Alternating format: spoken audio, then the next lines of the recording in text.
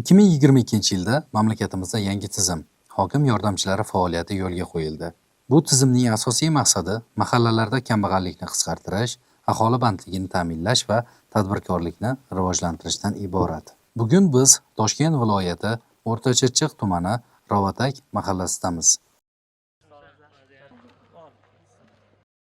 Men Qahhor Boburxo'ja Hamdam o'g'li Rovatak mahallasida hokim yordamchisi bo'lib ishlayman. Faoliyatimni boshlaganimda mahallamizda 215 ta oila kambag'allikda yashayotgan edi. Bu umumiy aholining 15% tashkil qilardi. Hozirgi kunda mahallamizda 38 ta fuqaro kasb-hunarga o'qitildi.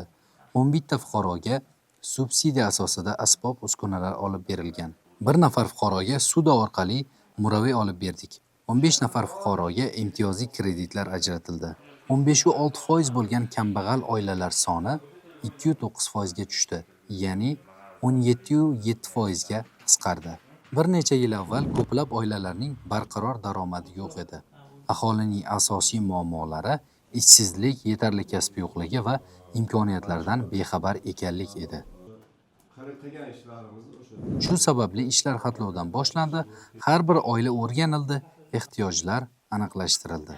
Davlatimiz tomonidan yaratilgan imkoniyatlar asosida kompleks yondashuv yo'lga qo'yildi. 18 ta oilaga subsidiya asosida asbob-uskunalar berildi. 98 nafar xotin-qizlar kasb-hunarga o'qitildi. 278 ta oilaga 508 milliard so'mlik imtiyozli kredit ajratildi. Natijada 250 ga yaqin yangi ish o'rinlari yaratildi. Asosiy maqsadimiz odamlarni tayyor yordamga emas, daromad keltiruvchi sohalarga yo'naltirish bo'lmoqda. Aynan Rovatay mahallasini oladigan bo'lsak, bizning driver sohamiz limonchilik va mebelchilik sohasi bo'lib, hozirgi kunda aholining tomorqasida 100 dan ortiq tomorqalarda limon, apelsin, mandarin ko'chatlari parvarishlab kelinmoqda.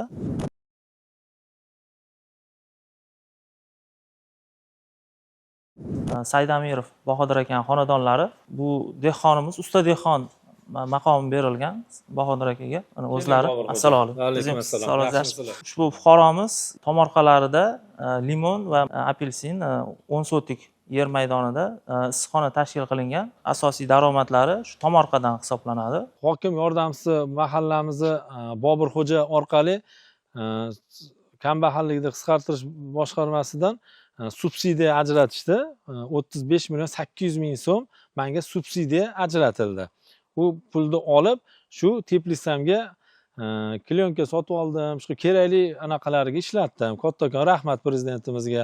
Mana shunchalik xalqimizni qo'llab, o'tgan yili yana 80 dan oshiq xonadonga tekinga limon ko'chati 2,5 mingta ko'chat olib berildi. Mandarin mana endi gullashga kirdi. Bu limondan sal kechroq gullaydi. Rasa avjiga kirgan. Hozir bir ikki qatorimiz mandarin. Yegilikka mana bodringlar ekib qo'yganmiz, pomidorlar ekkanmiz o'zimizga yeyishga. Bozordan sotib olmaymiz. Mana apelsinlarimiz ham mana qiyg'oz gulga kirdi. Bu ham bir 5-yilga ketdi xudo xolasa. Mana bu tarafimizda bu 2 sotiq teplisamizda apelsin, mandarin. Mana bu yoqda katta 10 sotiqlik teplisamiz bor. 102 tup limonimiz bor, 10 sotiq.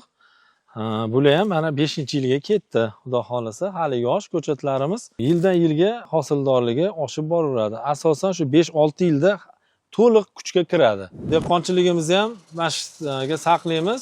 Asosan vodiydan olib kelib saqlaymiz. Bu yerda hozir bir 15 tonnaga yaqin limonimiz bor. Bu yoqda ham bir 6,5-7 tonnacha bor. O 20 tonnadan oshiq 22-23 tonna limonimiz bor shu yerda hozir. May oyida, iyun oyida xudo xolasa bozorlarga olib chiqib sotamiz. Saydamirov Bahodirning tajribasi mahalla uchun namuna bo'ldi. 2025-yilda ushbu loyiha kengaytirildi. 120 ta xonadonda issiqxonalar tashkil etildi. 3000 tup limon ko'chatlari yetkazib berildi. Har bir oila tadbirkor dasturi doirasida 3 milliard so'm mablag' yo'naltirildi.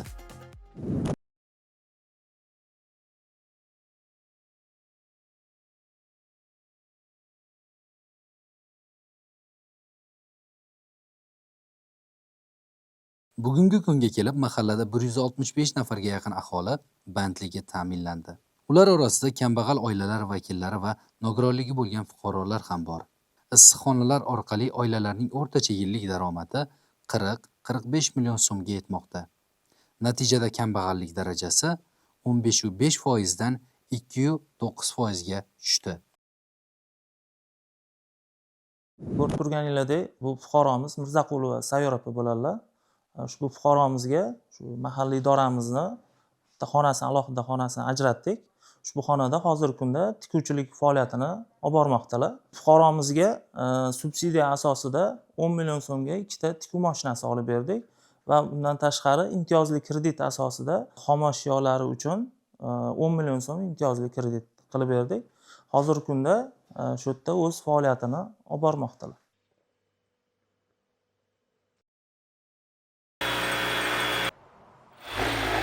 Oldin uyda ishsiz o'tiruvdim, ishlarimni uyda qilardim. Keyin Sayyora bu yoqqa chaqirdilar.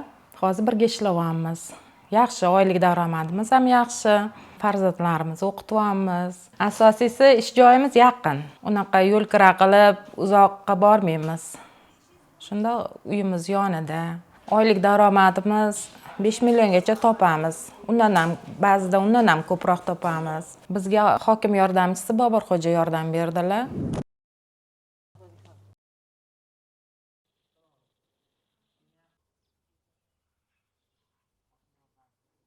Hokim yordamchisi Qahhorov Boburjonga yuzlandik, murojaat qildik.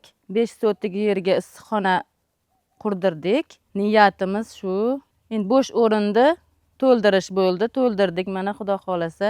Men Isayev Farhod Mahmudxo'jayevich, Toshkent viloyati O'rta-Chirchiq tumani Rovatak mahalla fuqarolar yig'inida istiqomat qilaman. O'tgan yili hokim yordamchisi va davlatimiz mutasaddilari tomonidan ajratilgan imtiyozli kredit yordamida 3 sotikli limonchilikka asoslangan issiqxonani barpo etdik. Atrofiga qulupnay, malina va shu kabi o'zimiz oilamizga kerakli bo'lgan poliz ekinlarni ekib yetishtirmoqdamiz. Bilimdon oilaviy bog'chaga tashrif buyurdik. Ushbu xonadonimizda 25 nafar bolalar tarbiyalanadi. 100 million so'mlik imtiyozli kredit berganmiz. Ushbu kreditni maqsadli foydalanib, xonadonlarida uy bog'cha tashkil qilganlar.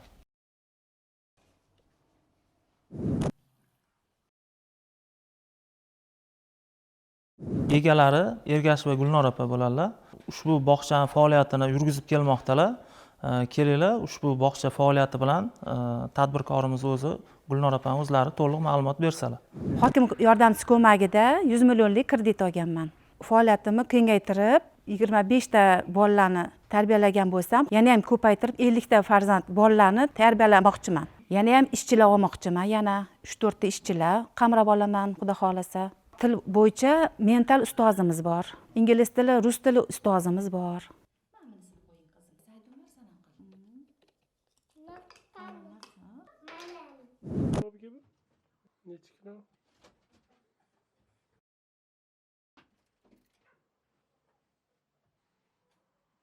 Qalaysan? Tizyapsan?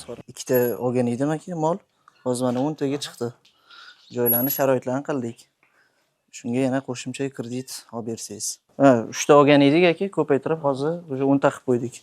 Naslli mollar go'sht yo'nalishida. Faoliyatingga 300 million emas, boshlanishiga 200 million chiqarsak bo'ladimi? Bo'ladi. 7-8 bosh olsak bo'ladi yana agar.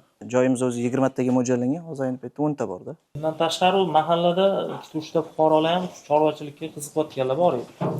Agar shularga ham agar o'rgataman, ularni boqish, qanaqa paytda nima dori berish, nima yem berish, ovqati hammasini agar vaqting bo'lsa, agar ularga ham bir maslahatlashishlikda, agar ma'qul keladigan bo'lsa, ularni ham shu chorvachilikka jalb qilsak. Bo'ladi. Muammo yo'q. Sharoitlari bo'lsa, qilsa bo'ladi albatta. Endi bir mavsumda biz o'zi odatda 1 yil boqamiz. Taxminan 25 million so'mga olsak, 1 yil boqib 35-40 million so'mga sotamiz. Bu oziq-ovqat narxidan tashqari. Xarajatdan tashqari. 10 million, 15 million misol bor. Har bitta moldan. Har bitta buqadan shu go'sht yo'nalishida bor shunaqa. 2025-yil yakuniga qadar yana 18 ta oila kambag'allikdan chiqarilib, ko'rsatkich bundan ham tushishi rejalashtirilgan edi. 2026-yil yakuniga qadar Rovatak mahallasini kambag'allikdan xoli hududga aylantirishni reja qilganmiz.